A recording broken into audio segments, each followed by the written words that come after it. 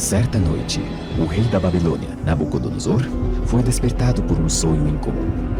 Um jovem escravo hebreu, de nome Daniel, foi chamado para interpretar o sonho. Em seu sonho, o rei viu uma estátua gigante feita de ouro, prata, bronze e ferro, com os pés de ferro misturado com barro.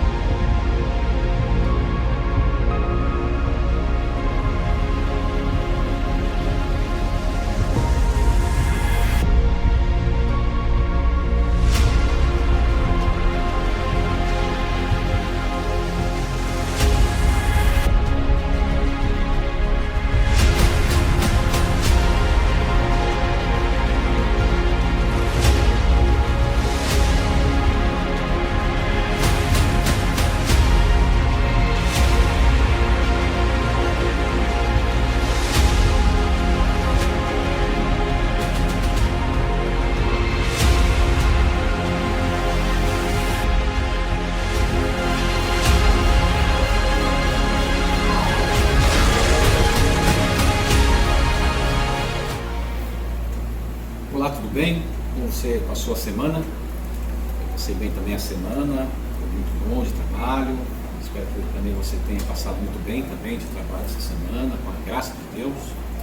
E convido você para nós estudarmos mais uma vez outro capítulo do livro de Daniel, a qual estamos estudando aqui na Igreja Adventista, no 7º dia do bairro de Bom Sucesso, em Gravataí. Eu me chamo José Flores, sou ancião desta igreja aqui e quero convidar você para estudarmos aqui a Palavra de Deus, a qual hoje nós vamos estudar o capítulo de número 2 de Daniel. E esse capítulo aqui é o capítulo que os estudantes de Daniel mais gostam, que é aquele capítulo que fala dessa estátua aqui, ó. Essa aqui é um material visual que vai ser projetado para você aí na tela, tá? Peço que você se atente primeiro a esta estatuazinha aqui do lado esquerdo, do seu lado esquerdo. Nós vamos estudar nesse momento, depois nós vamos para o outro lado adiante, mas primeiro vamos passar nesta estatuazinha aqui, ao lado. Você pode pausar o vídeo aí, copiar, tirar foto, tá? Para estudarmos. Então diz ali o texto, tá? Capítulo 2. No capítulo 2, tá? Já estamos aqui no ano 606 a.C. Então, nós estávamos lá no ano 605 a.C., quando Daniel ele é levado com seus amigos, né, à Babilônia. E agora no ano 606, Daniel então vê o seu primeiro desafio. Qual foi o desafio? No segundo ano do reinado de Nabucodonosor, eu queria trazer para você uma curiosidade que eu esqueci de trazer no vídeo da semana passada. Eu coloquei para vocês os nomes de Daniel e seus amigos com nomes politeístas, tá? na Babilônia. Eu queria trazer para você um nome politeísta de Nabucodonosor. O que significa? Que Nabucodonosor tem que significar alguma coisa politeísta também. Eu tenho na minha Bíblia aqui algumas anotações. Às vezes a impressão que eu tenho que tem mais caneta do que tinta aqui, tá? E diz o seguinte: Nabucodonosor, que em babilônico quer dizer Nabu-Kudurri-Ussur. Nabu-Kudurri-Ussur. Depois eu vou pedir para o pessoal da edição colocar aqui embaixo Nabu-Kudurri-Ussur. Quer dizer o seguinte: prece dirigida ao deus Nabu por proteção. Tá? Prece dirigida ao deus Nabu por proteção. Nabucodonosor. Agora, Nabucodonosor, nós vamos estudar depois para frente no capítulo 4, ele escreve o capítulo 4 e passa por grandes coisas. E nós vamos entender que Nabucodonosor se salvou dessa terra. E aí existe um outro texto da Bíblia que mostra que Nabucodonosor era uma pessoa especial. Jeremias 7, verso 6 diz o seguinte: diz que Deus chama de servo Nabucodonosor. Olha só, que coisa interessante. Jeremias 7, verso 6. Deus chama Nabucodonosor de servo. Tá?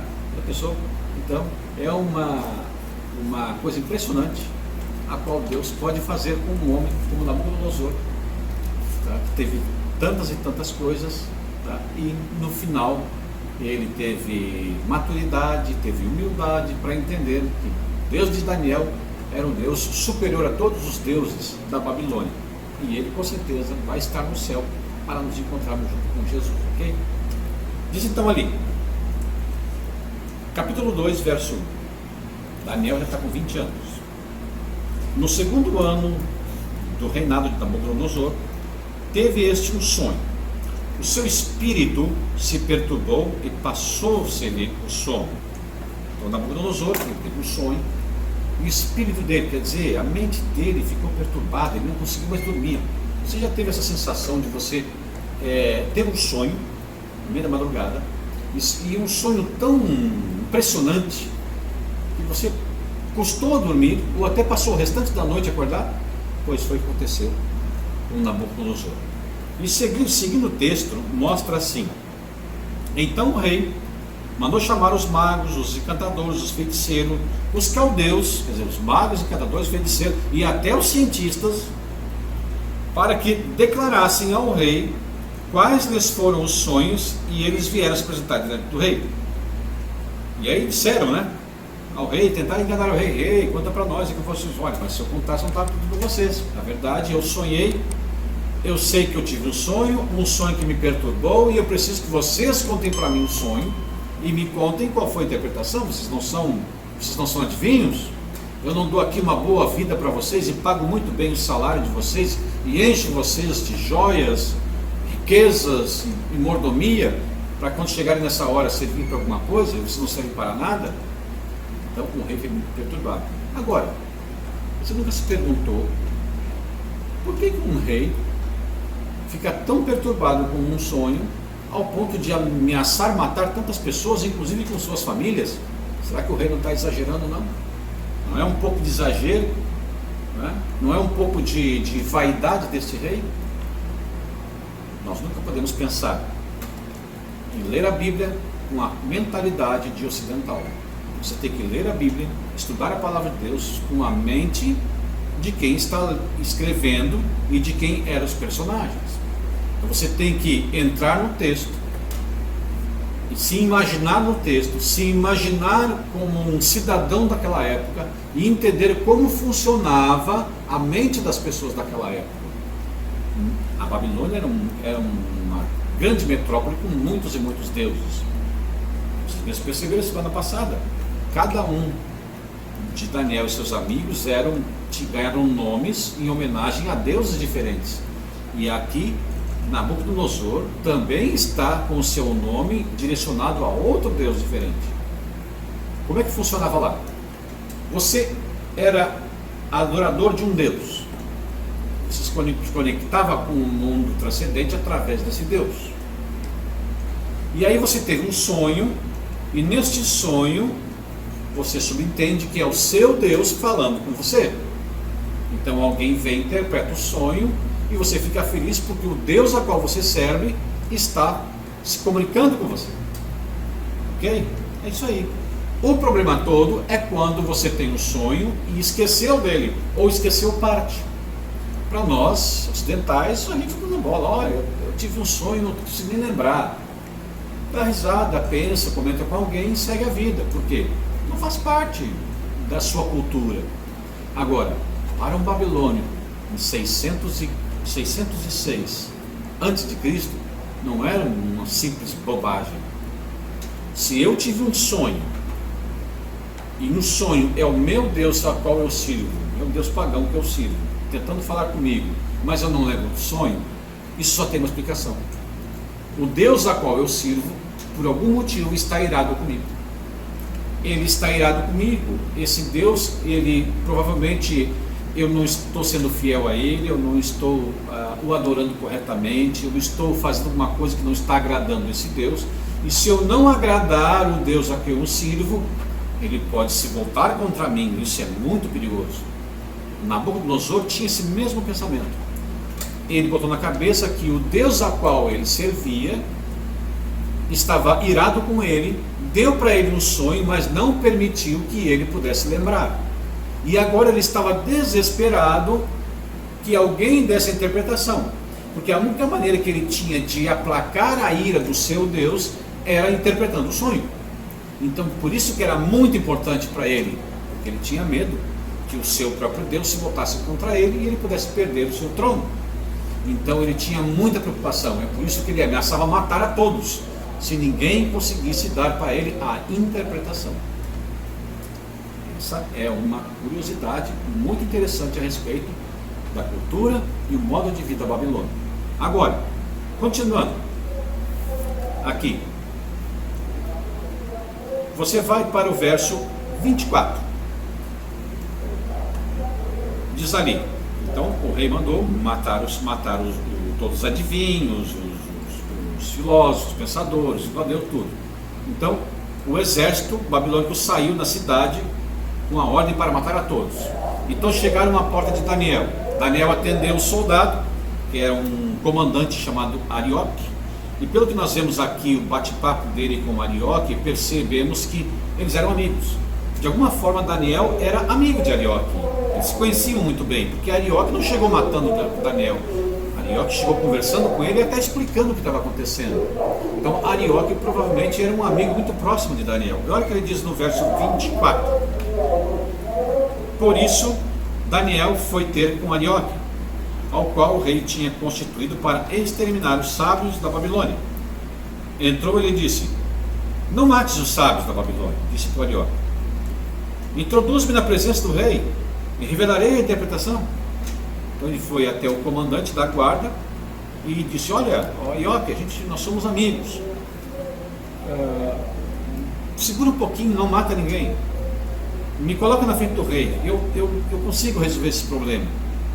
E olha o que diz ali, verso 25: então Arioque depressa introduziu Daniel na presença do rei. Ele disse: achei um dentre os filhos cativos de Judá, a qual revelará ao rei a interpretação.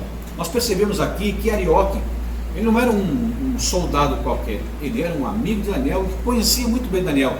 Olha a fé e a certeza que Arioque tem quando introduz na frente do rei. Ora, pensa você e pensa eu que Arioque também não tinha medo do rei? Ele tinha medo do rei.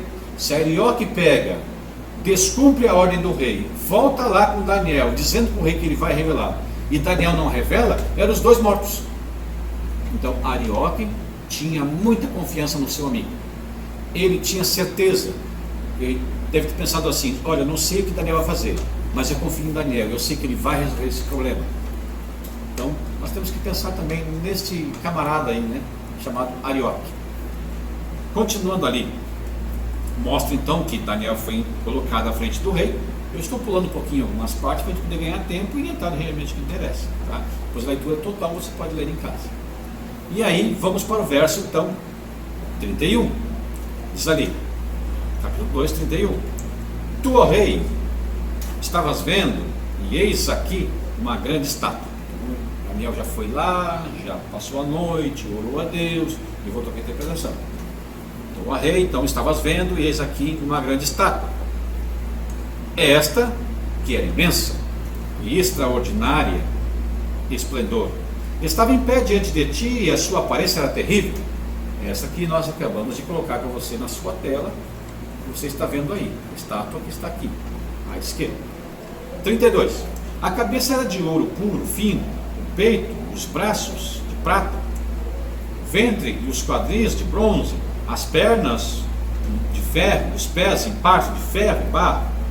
Quando estavas olhando, uma pedra foi cortada sem auxílio de mãos, feriu a estátua nos pés de ferro e de barro, e os esmiuçou. Então juntamente esmiuçado o ferro, o barro, o bronze, a prata, o ouro, aos quais se fizeram como palhadeiras de estilo, destruiu completamente. E o vento levou, e deles não se viram mais vestígios, mas a pedra que feriu a estátua se tornou grande. Grande montanha encheu toda a terra. Vocês perceberam aqui? Daniel foi lá, teve o mesmo sonho, voltou, contou para o rei o sonho dele, E o rei deve ter ficado maravilhado. Olha só, fiquei abismado agora. Ele realmente conseguiu saber qual era meu sonho. Já foi um grande começo. E aí ele continua. Tá?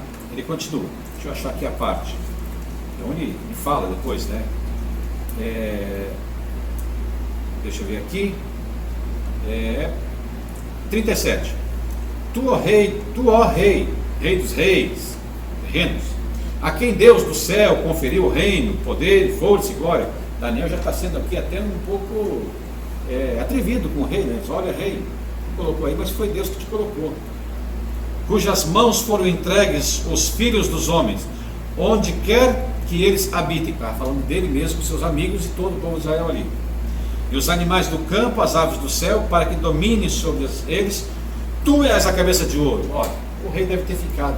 Nossa, Daniel, já estou começando a gostar de ti, Daniel.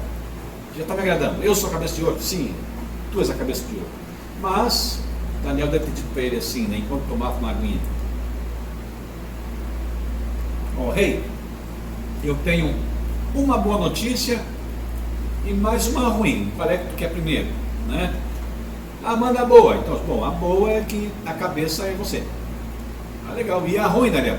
A ruim é que vai vir um reino mais pobre que o teu, de duas nações unidas juntas, só que mais pobre, e vai te derrubar. Imagina. É muita coragem desse Daniel. É muita coragem. Mas o rei, como viu que ele era o único também que poderia fazer, provavelmente deve ter dado uma chance para o Daniel. Daniel continua. Tem ali peito de prata, bronze. Então vamos pular essa parte e vamos direto ao que interessa, ao que são. Quero trazer para você de novo aqueles que eu falei semana passada sobre a Bíblia, Daniel e Apocalipse. Procure uma igreja mais próxima de sua casa. Coloque lá no Google www.procureumaigreja.com.br. Coloque seu CEP. Vai aparecer lá a igreja adventista mais próxima de sua casa. Fale com os nossos irmãos adventistas para a sua casa. Peça para eles uma Bíblia, Daniel e Apocalipse. É de graça. Você vai lá, se eles tiverem, eles vão dar para você. Uma Bíblia, Daniel e Apocalipse. Entre lá, fale com os irmãos e peça para que eles possam estudar com você também o livro de Daniel e outros assuntos também da Bíblia. Olha o que diz aqui. Uma partezinha. Nós separamos que você, quando conseguir essa Bíblia, você também vai ter acesso. Tá? Ó, nesta parte aqui, mostra aqui, tá? Diz o seguinte: a Babilônia de 605 a 539, porque o tempo ia para trás, começava decrescente. Então, a cabeça de ouro era a Babilônia, que passou a dominar no mundo todo no ano 605 e foi até 539 antes de Cristo. Tá? Depois veio quem? Depois veio os Medo-Persas. Tá? Alguns chamavam de Média-Persa. Os Medos e os Persas. Os Medos eram um grupo menor, mas muito forte, e os Persas eram um grupo maior. Então, os Medos e os Persas se juntaram no ano 539, entraram na Babilônia. E como eles entraram é um assunto para depois, porque quando nós formos estudar, por exemplo, as escrituras na parede, nós vamos estudar, nós vamos voltar aqui. Então não quero dar spoiler para você, você vai ter que assistir até o vídeo que vai chegar no estudo lá.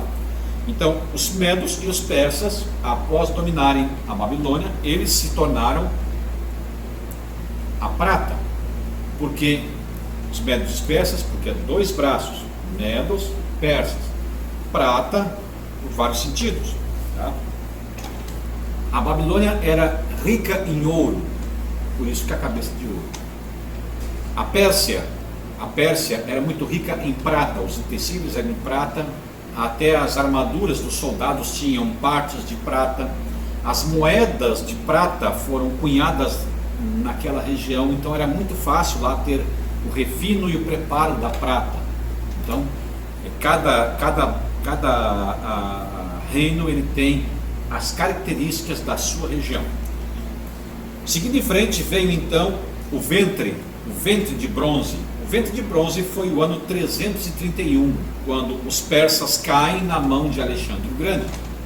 Alexandre o Grande ele derrota os persas em 331 e governa o mundo todo, o mundo conhecido, até 168 a.C., quando Alexandre o Grande, ele retornando da Índia, ele já tinha ido até a Índia, e quando ele está retornando lá da Índia, ele é atacado de uma grande doença, parece que é sífilis ou malária, uma coisa que ele pegou, e ele veio e morreu na viagem de volta, retornando para a Grécia. Ele morreu, e voltou, entrou na cidade trazido nos lombos de seu cavalo. E existem outros assuntos sobre até a questão da opção sexual de Alexandre, e isso relata muito bem que ele não tinha filhos. Ele chegou a ter um casamento com a princesa indiana, e ela chegou a engravidar, mas o filho morreu, porque ele precisava deixar herdeiros. Os seus generais chegaram para eles: olha, Alexandre, o teu reinado é maior que todos, nunca existido. Você não tem um filho para deixar isso aí. Quem sabe você pega e casa com a princesa indiana, a rainha da Índia, tenha filhos com ela para deixar pelo menos herdeiro. Quando a gente volta para a Grécia, lá você casa com outra e faça outros herdeiros também, porque o seu reinado é grande demais. Ele topou a ideia, mas tinha aí uma controvérsia que ele pudesse ter um relacionamento amoroso com um dos seus soldados ali, que era um amigo mais conhecido. Mas isso não está na Bíblia, isso aí é relato de historiadores. Retornando para a Grécia, ele morre. Quando ele chega na Grécia, agora Alexandre deixa um vasto império sem herdeiro. O que eles fazem? Eles dividem então em 4 generais. Esse assunto não vou dar um spoiler maior, porque nós vamos voltar nele quando estudarmos Daniel, acho que Daniel 7. Nós entramos em Daniel 7, nós vamos voltar a esse assunto dos 4 generais de Alexandre. Tá? Os generais de Alexandre eram Ptolomeu, Cassandro, Lisímaco e Seleuco. Ptolomeu ficou com Chipre, Fenícia, Acária, Cirene, Egito, Lídia, Celecíria e Palestina. Cassandro ficou com a Macedônia e a Grécia. Lisímaco ficou com a Trácia, que é parte da Grécia hoje, Bitínia e a Ásia. Seleuco ficou com todo o resto do mundo conhecido e dominado pela Grécia, incluindo parte da Síria e a Babilônia. Tá? Mas nós vamos voltar nesse assunto desses 4 generais quando estivermos estudando o capítulo 7 de Daniel. Tá? E aí nós, retornando aqui, em 168 a.C., deixa eu achar aqui, porque eu perdi meu Daniel na minha Bíblia. Aqui, achar, nas folhas fininhas, aqui, o Daniel some, desaparece. Retornou Daniel. Em 168 a.C., levantou-se então um outro reinado. Um outro reinado que refere-se às pernas de barro. Lembrando também que as pernas aqui, as pernas de ferro, quer dizer ferro dureza, assim como o ventre de bronze mostra que a Grécia ela era um polo muito grande de produção de bronze, que as próprias armaduras dos soldados gregos tinha couraças de bronze. O bronze era muito comum lá, muito farto, então eles faziam armaduras de bronze. Se vocês olharem, por exemplo, os filmes que mostram o exército grego, né, Troia e outros mais, aparece sempre ali os soldados gregos com armaduras amarelas. Aquilo é uma menção ao bronze, porque o bronze era muito comum na Grécia naquele tempo. Então por isso que ele é representado com o ventre, com o aço da sua terra, o ventre de bronze. E quando mostra Roma, que assumiu o reinado do mundo todo em 168 a.C. e foi até 476 depois de Cristo, então foi o maior reinado que teve, enorme, um grande reinado, foi aí quase mais de 600 anos de reinado do Império Romano. Mostra o ferro. O ferro são duas conotações. Primeiro, o ferro é porque as armas dos romanos elas eram todas feitas em aço, um aço muito bom, tá? E também o ferro porque eles eram mais duros. Enquanto a Babilônia, nós vimos na semana passada, no capítulo anterior, não matava os jovens, mas pegava cativos, levava para a Babilônia, moldava a cabecinha deles e depois mandava de volta para a sua terra. Os persas também não matavam, tanto que Daniel fez amizade com o rei Dario.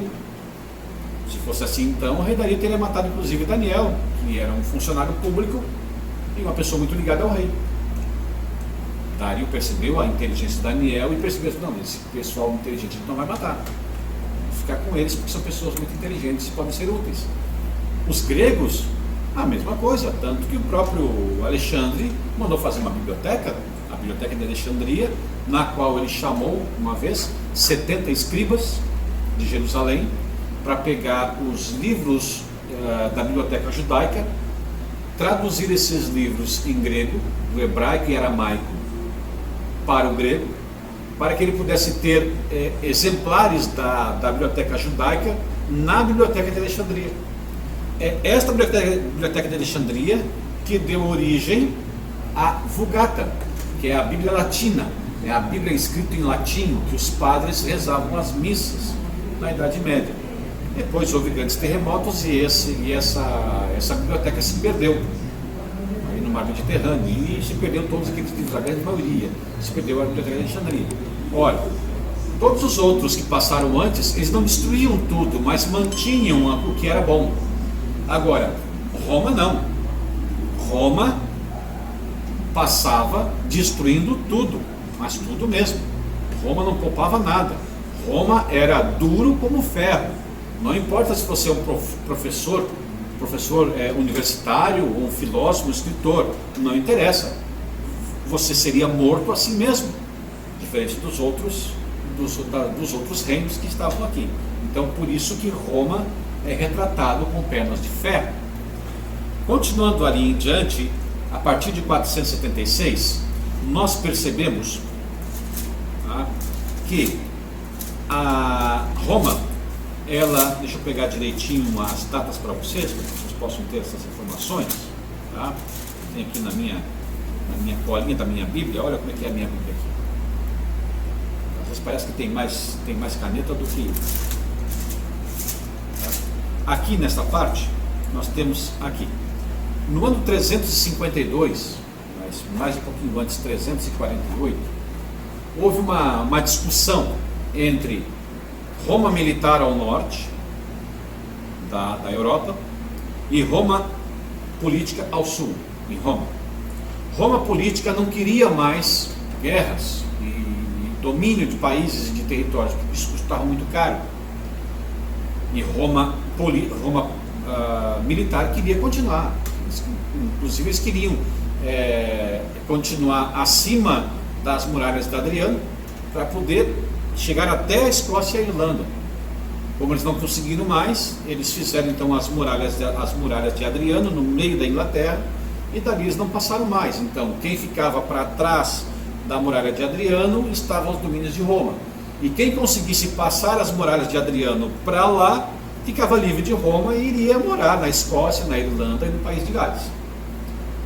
E havia aquela discussão, ao ponto que Roma política abandonou Roma militar, e Roma militar, sem apoio financeiro, começou a descer de volta e voltar para Roma. Os soldados romanos começaram a voltar, e as tribos bárbaras que já moravam lá na Europa Norte perceberam esse retorno e esse enfraquecimento das fileiras militares do exército romano e começaram a fazer o quê? A atacar as retaguardas dos soldados romanos. Então eles iam empurrando o exército romano cada vez mais para o sul. E estas tribos foram chamadas de tribos bárbaras, a qual eles atacavam o exército romano. Eles empurraram o exército romano até Roma e tomaram conta de toda a região do norte da Itália, toda a Escandinávia e toda a região da Europa até Portugal. Quem eram eles? Os álamos. Eles se levantaram contra o exército romano em 352 depois de Cristo, e a partir deles surgiram então os alemães, tá? Pode ser chamado, alguns historiadores chamam eles de germanos, mas é a mesma coisa. Os álamos, os germanos, é a mesma coisa, depende muito do historiador, na época em que escreveu, tá? Os francos, em 352 também, no mesmo ano, atacaram, se fundaram e fundaram então a região da França. Os burgundos, 406, atacavam, se fixaram na Suíça. Os suevos, aí se você é brasileiro você vai gostar dessa parte. Os suevos, 456 depois de Cristo, também atacaram o exército romano, empurrando para baixo, e fundaram Portugal.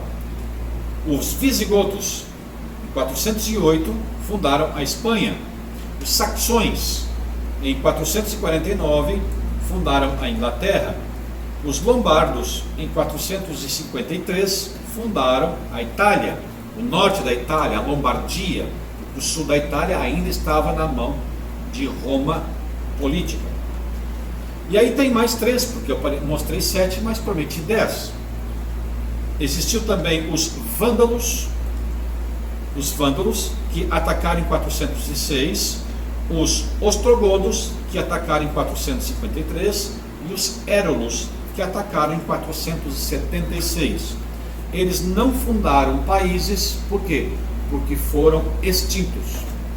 Nós vamos retornar aqui, nestes 3, quando nós estivermos lá na frente no estudo de Apocalipse, a qual vamos estudar o capítulo 13 de Apocalipse. Lá nós vamos retornar com essas 3 tribos bárbaras que deixaram de existir. Você vai se impressionar também com este estudo aqui, muito interessante, lá na frente em Apocalipse, daqui a algumas semanas. Fique ligado, fique aqui na página, curta, compartilhe e se inscreva aqui na página da igreja. Tá? Continuando aqui, nós temos embaixo os pés de fé. A partir de 476 depois de Cristo, se instalou então os países, se instalou o início do regime religioso que hoje nós conhecemos como Igreja Católica. A Igreja Católica começou ali, ela começou antes, mas ela se fixou realmente como instituição religiosa ali, em 476, onde fundou todos aqueles países com a orientação dela, tá? E aí ficaram todos eles. Mas diz o texto aqui que os pés eram de ferro e barro. Você não consegue juntar ferro e barro. Você pode derreter ferro, derreter barro, juntar os dois, mas quando os dois secarem e você bater com o martelo, o barro vai esfarelar e vai cair, vai ficar só o ferro. Vive junto, mas não se liga. O que eles fizeram? Entre eles começaram a se casar entre si. Famílias de reis começaram a casar entre si. O rei prometia ao filho, ou ao príncipe, ou à princesa a outro. E eles começaram a ter uns casamentos entre eles tão normal e tão frequente, que chegou ao ponto de dizerem que na época a rainha da Inglaterra era chamada de avó da Europa, porque todo mundo era primo de todo mundo era parente de todo mundo, mas ninguém era mais velho do que a rainha da Inglaterra. Hoje nós temos aí a rainha da Inglaterra, né? A rainha Elizabeth, que é motivo de meme na internet. Você pode ver vários memes na internet correspondente à idade dela. Mas existia outras e outras rainhas, e naquele tempo existia uma rainha na Inglaterra, qual é chamada de avó da Europa. Agora, o que acontece quando coloca um monte de parente morando próximo um do outro, todo mundo junto? Briga. Se você voltar na história, você vai ver que esse povo sempre viveu junto, mas nunca se uniram, mesmo por união de sangue. Sempre brigaram entre si, querendo buscar, tomar território um do outro. Era muita matança, muito sangue. E até hoje está lá. Tentaram de todas as formas unir e reunificar a Europa. Tá? Alexandre o Grande tentou. Napoleão tentou. Carlos Magno tentou. Hitler tentou. Agora há pouco tempo aí a União Europeia tentou, mas aí a Inglaterra foi lá, acabou com o Brexit e desmembrou de novo. Nos nossos dias, no ano passado, embaixo do seu nariz, aí na internet para todo mundo ver. Todos tentaram. O socialismo tentou unificar e não conseguiu. Até o capitalismo tenta unir a Europa e não consegue. Então, não vai acontecer. Agora, O texto diz, que se você vai ler em casa, e se você olhar aqui nesta imagem, você vai ver lá embaixo que tem uma pedra. E Daniel conta para Nabucodonosor que ele viu uma pedra lançada sem auxílio de mãos, que bateu aonde? Nos pés da estátua. Cronologicamente falando, se a estátua fosse uma linha do tempo, de cima para baixo, a pedra bate no fim da linha do tempo, que é os pés da estátua, lá onde estão os países, que representa a Europa nos dias de hoje.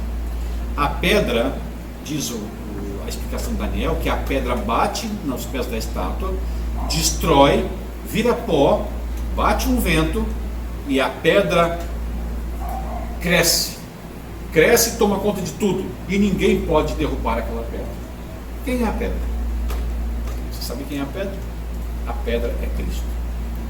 Cristo é a pedra. Lembra quando ele disse: eu sou a pedra? Ele falou para Pedro, né? Pedro, sobre esta pedra, tu irás fundar a minha igreja. Mas é esta pedra aqui. Tu vai ser o líder da igreja. Sobre esta pedra aqui, tu vai fundar a igreja. Então isso tira fora aquela ideia de quem acha que Pedro era o primeiro papa. Não.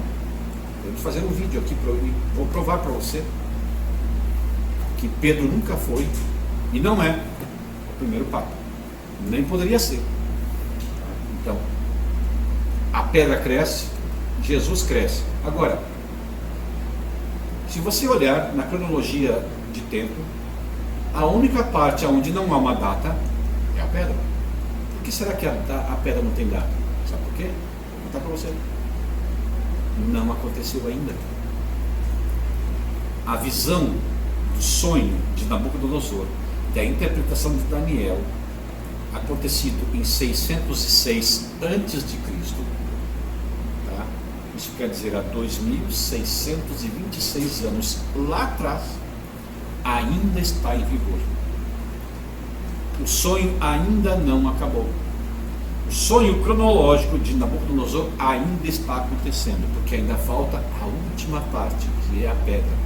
A pedra é a volta de Jesus. E eu pergunto a você que está assistindo aqui: você está preparado? Você está estudando a Bíblia e aprendendo cada vez mais a palavra de Deus? Você está pronto para receber a pedra? Você quer fazer parte do grupo de pessoas que vão ver e receber a pedra e morar com a pedra? Você faz parte do grupo de pessoas que está se preparando hoje para ser habitantes do reino desta pedra? Se você está, se sua resposta for sim, curva sua fronte e ore comigo agora. Vamos lá. Santíssimo Deus, amado Pai, te agradecemos, Senhor, porque estamos nos preparando para a tua breve volta e fazemos parte daquele grupo de pessoas que estão prontos, esperando a pedra chegar. Estamos esperando, Senhor, estamos fazendo o cálculo da cronologia de tempo. E muito em breve, a pedra cortada sem auxílio de mãos descerá dos céus com luz e grande glória, montado junto numa nuvem com muitos e muitos anjos para buscar aqueles que são inimigos. Nós queremos, Senhor, estar contigo. Abençoa quem está nos assistindo agora.